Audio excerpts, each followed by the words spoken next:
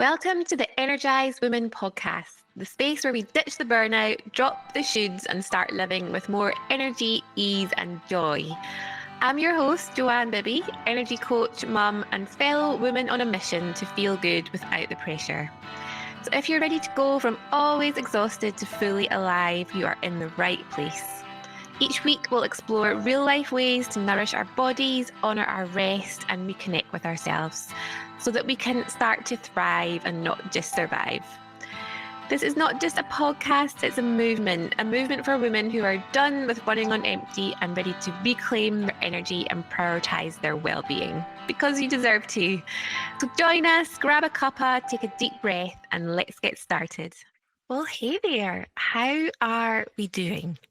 And I mean, really, how are you really doing at the start of this year?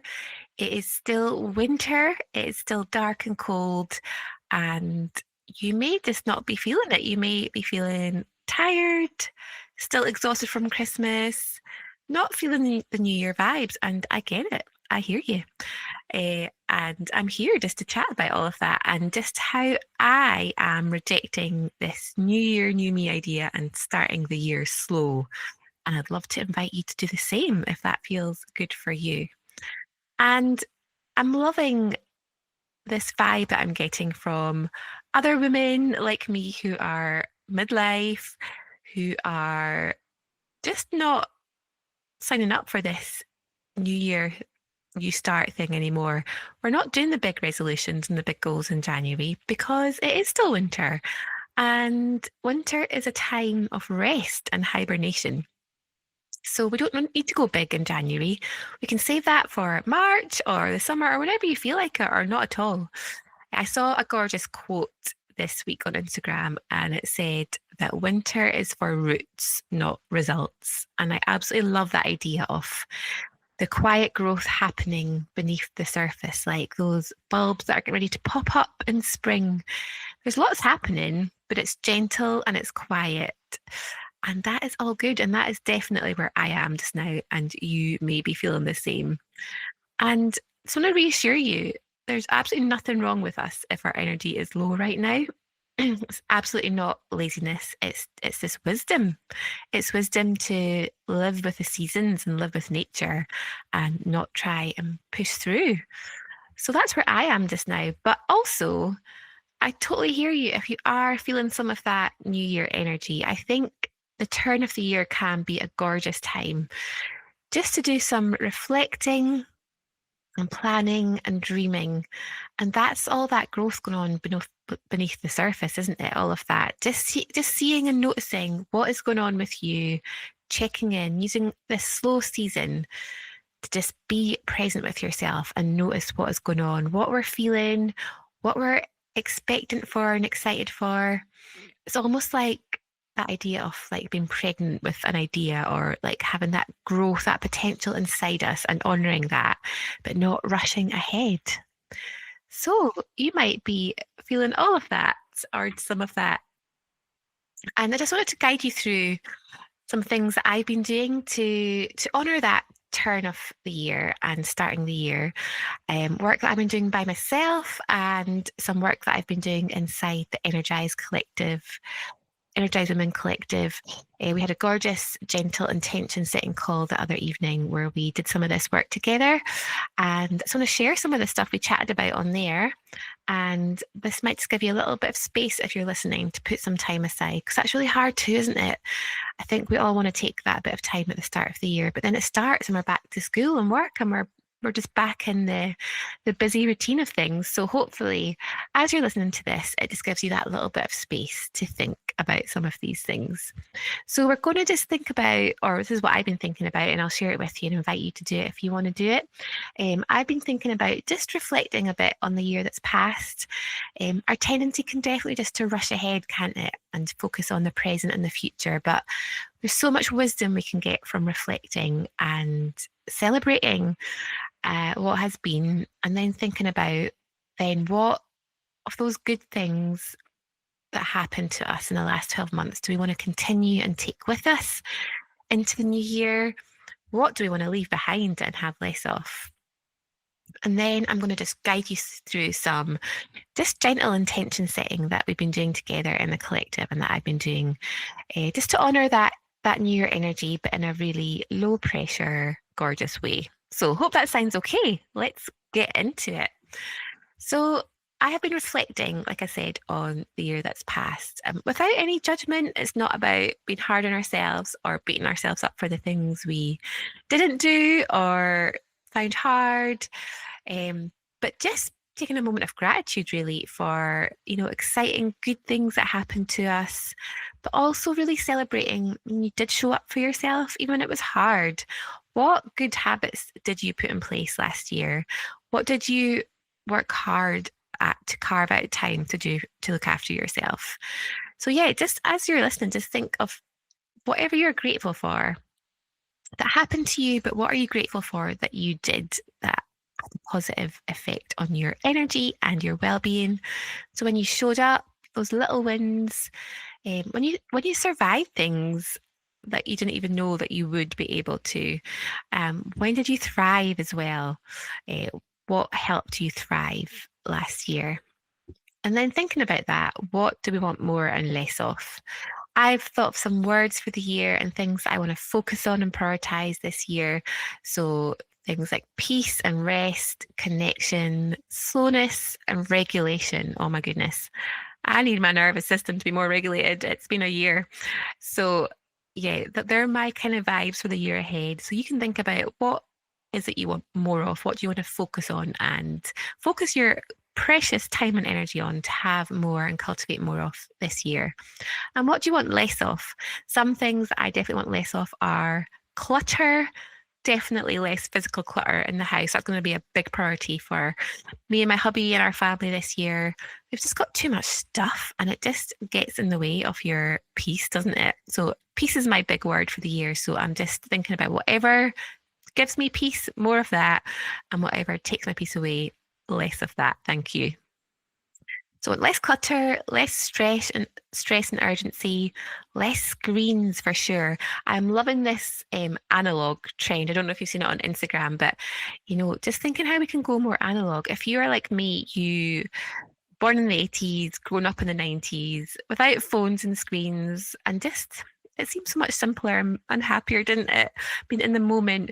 I think screens are really helpful, but they just steal so much from us, don't they? They really steal our time and our peace. So we're definitely having digital free Sundays and minimizing screen time and thinking about how we can go more analog. So me and my hubby are going to have record nights and book nights, and I'm really excited about it. And yeah, just less of saying yes to things out of obligation too, because life is short and time is precious, isn't it? And this isn't about overhauling your life. We are not trying to change everything in January. When we sort of give into that temptation to try and change everything at once, we just get overwhelmed and give up, don't we? And then we feel bad about ourselves. So we definitely don't want any of that. We're just noticing what drains us versus what nourishes us and having more of that. And thinking about what I want to take with me into the new year and what I want to leave behind in 2025.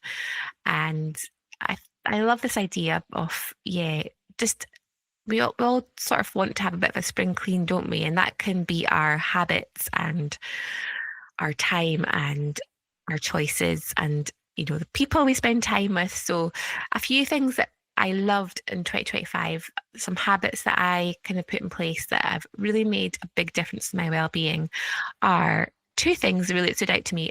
Firstly, I got back to the gym and started doing strength training again. And I just love it. Sometimes I don't feel like it, but when I go and afterwards, you just feel amazing. I've noticed it's the only time my brain feels really quiet is after I've been to the gym. I mean, maybe after a glass of red wine too, but that's not as good for me, right? But I know being in my mid-40s, strength training is really important for me, for my bones, for my muscles, for my energy, for my hormones, and just feeling strong and confident. You just feel amazing when you lift heavy stuff, don't you? So I'm definitely going to be taking that with me into 2026, my twice weekly weight training sessions. And something else that we really prioritized last year as a family that we just loved and has made a real difference is just having weekly slow Sundays. So trying to have no to-do lists, no working on my business, minimal screen time, and focusing on things like playing games together, doing crafts, going to church, cooking something really easy, and just being together with family and close friends is just gorgeous. And it feels really hard and weird at first. It's really hard to slow down, I think, especially when our nervous systems are just used to rushing about and being in fight or flight and being busy, busy, busy. So it feels very strange and it can be really hard at first. But then what I found was the more that I did it, the more I just craved that slowness and look forward to it. And then I just feel it sets you up so much better for the week when you're starting the week from that place of rest rather than getting through the week just to collapse on a Friday night. So I'd really recommend you tried it. Just having one day a week, which is just about slowing down, being present, doing things that you love and that bring you life and joy. So yeah, I would recommend it. Let me know if you try it. Some things that you might want to leave behind are habits, limiting mindsets. You might need to restrict your time with some people that don't give you life, having, better boundaries. Some other things, just the idea of starting again every Monday, that is no fun, or feeling guilty around rest or self-care. They're just some ideas for you of, limiting beliefs or things you might want to leave behind. And then thinking about that idea of winter being for roots and not results, I think this time of year is just such a gorgeous time for letting ourselves start to dream again, dreaming gently without pressure. Just the idea of letting things bubble away under the surface, ready to emerge in spring. And I think as you get, especially this sort of stage of midlife, we can have had dreams that we had from a younger age that we may have sort of given up on or put to one side because they just seemed like we'd never reach them. But actually, those things might have been really important to you. Like our dream, well, my dream anyway, is to have a farm and to have like rescued animals like donkeys and chickens, a couple of sheep, just a little bit of land, run retreats, host people. That is my absolute dream. And I used to really believe it and like be working towards it. And then you think, oh, it's never going to happen. When am I going to have a couple of million in the bank to do that? But actually, think stranger things have happened, and I think it's just really good to keep yourself open to opportunities about the things that really excite you. So yeah, maybe think about what dreams have you had that even be put to one side, or what are you kind of expectant with? Do you have some new ideas or projects that you feel kind of popping up? So rather than rushing into action at this time of year when our energy does tend to be lower because it is darker and colder, just sort of letting them percolate and swirl and soften. We're not forcing any clarity or action, but we're just sort of sitting on them like a little chicken sitting on our eggs, knowing that they're going to hatch in the right time and trusting that spring will bring that energy and momentum to start taking steps and putting them into action. So what you can be doing right now is just noticing what's exciting you, what is getting you inspired, writing some ideas down, maybe having like a little ideas notebook or a dream notebook. And just letting them start to emerge naturally.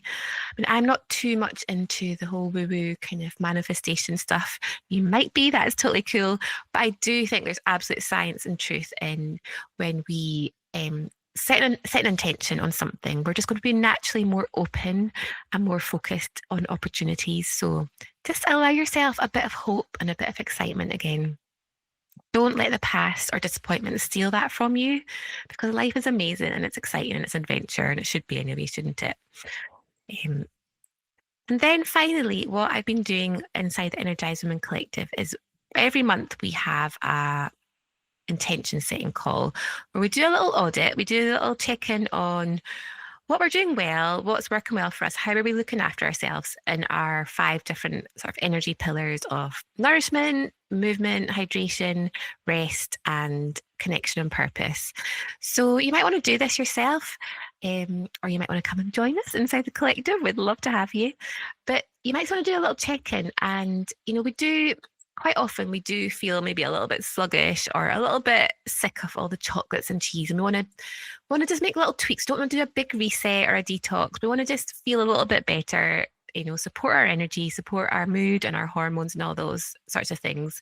But again, rather than trying to cut loads of things out or change everything all at once, starting a really tough new exercise regime or setting these big unattainable goals that we're going to just fail and disappoint ourselves with, we can still set some lovely gentle intentions that are achievable, that will help us build habits that become second nature, that will just really support us, and just trust in the power of those little habits. I am all about this. I bang on about this all the time, that it really is those little daily habits that we do every day that make the biggest difference, rather than those one-off like 30-day, big detox or whatever. So you might want to do this with us.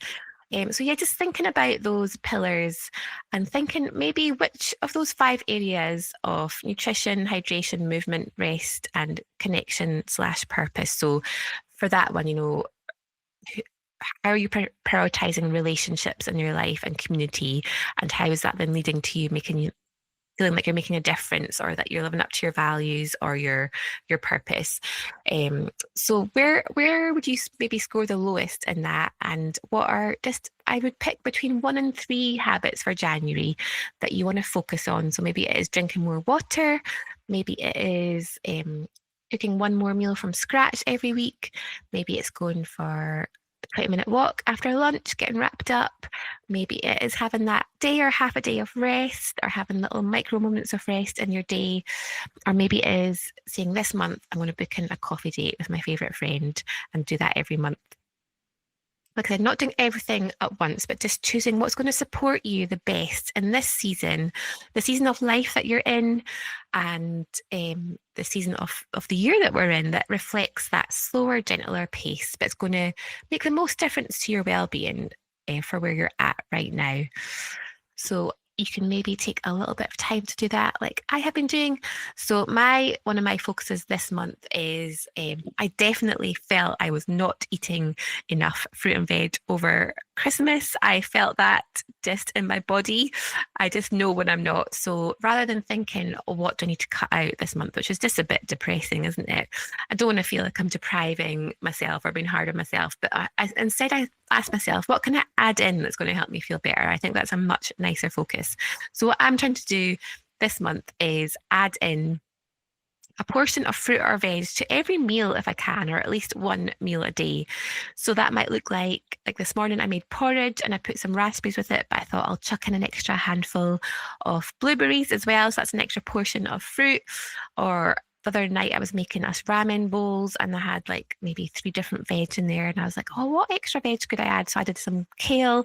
So just think about that, what can you add in rather than taking away? And yeah, I'm just sort of working your way through those other pillars as well, and picking a couple of intentions. And then finally, just to reflect on, I've mentioned my words for the year, which is peace, but I've also kind of added a little cheeky second one, which is steady growth.